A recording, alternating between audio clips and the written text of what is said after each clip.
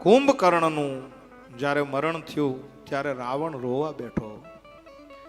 જ્યારે રોવા બેઠો ત્યારે મેઘનાદે કીધું, મહારાજ એ પિતાજી હજી રડો નહીં, હજી હું જીવું છું. એકવાર મંદોદરીએ આવી અને રાવણને કીધું કે આ જેટલી સ્ત્રીઓ બેઠી છે ને એ આપણા છોકરાની સ્ત્રીઓ છે, બધા મરી ગયા છે, આ બધી વિધવા થઈ છે. મારા ચૂડલાને અખંડ રાખવો હોય તો સીતાજીને સોંપી દો. એકવાર સીતાજીને સોંપવાની વાત આવે અને રાવણ બહેકાય છે. મેઘનાથને કીધું, જા યજ્ઞ કર, શક્તિને પ્રસન્ન કર અને આખી સેનાનો નાશ કર. મેઘનાથ ગુફાની અંદર જઈને યજ્ઞ કરવા માંડ્યો. માતાજીના શ્લોક, હનુમાનજી મહારાજને ખબર પડી કે આ યજ્ઞ પૂર્ણ થાય તો આને જીતાય નહીં, કેમ કે આ તો બહુ પ્રપંચી છે, આ તો બહુ માયાવી છે. હનુમાનજી મહારાજે હામો પાટલો લાખીને ગણપતિના જપ શરૂ કર્યા. આને મંત્રોચ્ચારમાં ભૂલ થઈને કીધું કે એલા ઊભા રહેજો, આને ભાગ્યા બધા. હાલો આપણું કામ થઈ ગયું. સીધો જ રણ મેદાનની અંદર મેઘનાદ આવે છે. લક્ષ્મણજી મહારાજ પૂરા જુસ્સાથી યુદ્ધ કરી અને એ જ પરમ વૈરાગ્યની મૂર્તિ શેષ નારાયણે મેઘનાદનો વધ કરી નાખ્યો અને છેલ્લે રાવણ વધ્યો. રાવણ બચા કુચા રાક્ષસોને લઈ અને ધીમે ધીમે ધીમે ધીમે તૈયારી કરે.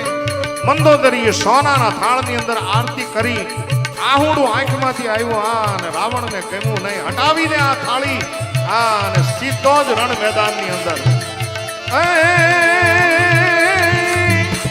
રણસિંગા વાગે, સુતા જાગે, કાયર ભાગે, કામ પડે, હમદમ ધરંતી ફૌજ ફરંતી, વિનાશ કરંતી તૈગવન.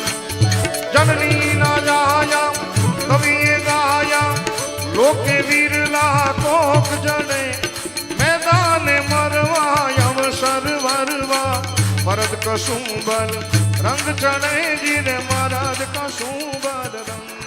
પૂરા જુસ્સાથી યુદ્ધ શરૂ થયું. બાપ ભગવાન રાઘવેન્દ્ર સરકાર અને રાવણનું યુદ્ધ શરૂ થાય છે. હનુમાનજી મહારાજ એક રાક્ષસને ઉપાડે, પૂંછડાથી ઘા કરે, ગુરુત્વાકર્ષણની ઉપર હજી નથી આવ્યા. આ બાજુ લક્ષ્મણજી મહારાજ, આ બાજુ કેહરી મહારાજ, જામવંતજી મહારાજ પથ્થરની શિલાઓ લઈ લે અને રાક્ષસો ઉપર ઘા કરે છે. ભીષણ યુદ્ધ થવા લાગ્યું. બાપ એક પછી એક બાણ ચડાવી અને રાવણને મારવાની કોશિશ કરે. આ બાજુ રાવણ અગ્નિ અસ્ત્ર ચડાવી અને મારવાની કોશિશ કરી. આખા રણ મેદાનની અંદર અગ્નિ પ્રગટ કરી દીધો. ભગવાન રાઘવેન્દ્ર સરકારે વરુણાસ્ત્ર કરી અને અગ્નિનું શમન કરી દીધું. આજ ડાકીની, શાકીની, ભૂત, પ્રેત, પિચાસ આદિ આદિ આવી અને રણ મેદાનની અંદર અટ્ટહાસ્ય કરે છે. ભગવાન રાવણ 10 મસ્તક વાળા રાવણનું એક મસ્તક કાપે, બીજું આવી જાય, 2 મસ્તક કાપે, ત્રીજું આવી જાય. આખા રણ મેદાનની અંદર રાવણના મસ્તકો હાહાકાર કરે છે.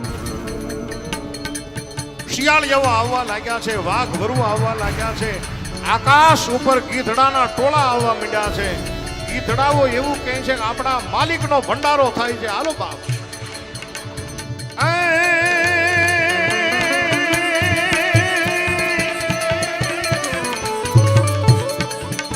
અરે દિગદી ગુરવી ને ગુરવી સર્વ બંપ સમુદ્ર સર પ્યાર બજર દહી કાલ દિગલ દિગબાલ જરા જર દેખ જંતલર ખરર પરમ તત્કંદ ભૂખ પર. પૂરા જુસ્સાથી યુદ્ધ શરૂ છે અને યુદ્ધ કરતા ભગવાન રાઘવેન્દ્ર સરકાર એવું કહે છે કે હે વિભીષણ, આ મરતો કેમ નથી? બોલે, આની નાભીમાં અમૃતનો કુંભ છે મહારાજ. નાભીની અંદર જો બાણ મારો તો મરે. ભગવાન રામ રાવણને મારતા નથી. શા માટે? મનમાં સીતા છે. ભગવાન રામ વિચાર કરે કે સીતા ભૂલાય તો આને મારી શકું, નહીંતર આ મરે નહીં.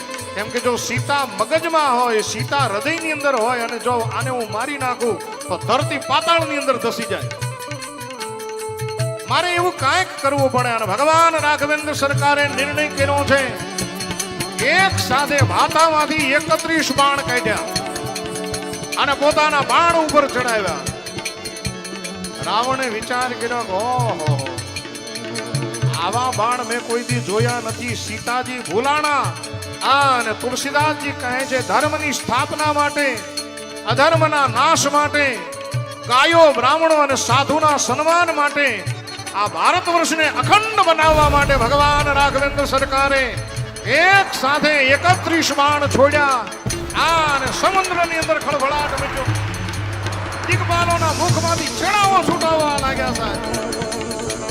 સૂર્યનારાયણના રથના ઘોડાઓ ફરી ગયા છે. નારદજી વીણા વગાડવા લાગ્યા. આંગળીમાંથી રુધિર નીકળવા લાગ્યું છે. તમામ દેવતાઓ આજ આકાશ માર્ગે દિગ્દિવોર વિદગોર વિશારમ બંબે સમુદ્ર જળ વ્યાલ બદિંદઈ કાલ દિગલ દિગવાણ જરા જરા દિગ્વિજન લે ખરણ વણ દસ્કંદ ભોગવન દસ્કંદ ભોગવન સુંગમાન હિમભાન ભાન સંકટ પરસ પર જો કે વિરંજી શંકર દઈ કોલ કમડી કલમજો કલમજો કલમજો 31 બાણ જા છોડ્યા. મારો તુલસીજી કહે છે દાસ મસ્તક 20 ભુજા અને 31મું બાણ નાભીની અંદર લાગતાની સાથે જ રાવણ ધરતી ઉપર ઢળી પડ્યો છે. અને કહા રામ રન હતો બચારી, કહા રામ રન હતો બચારી, કહા રામ રન હતો બચારી ના નાદ સાથે ધરતી ઉપર ઢળી પડ્યો. તમામ લોકોએ જે જે કાર કર્યો. રામચંદ્ર ભગવાન અયોધ્યા ધામ કી જય, સરજુ મૈયા કી, સનાતન धर्म की, भारत माता की, नमः पार्वती।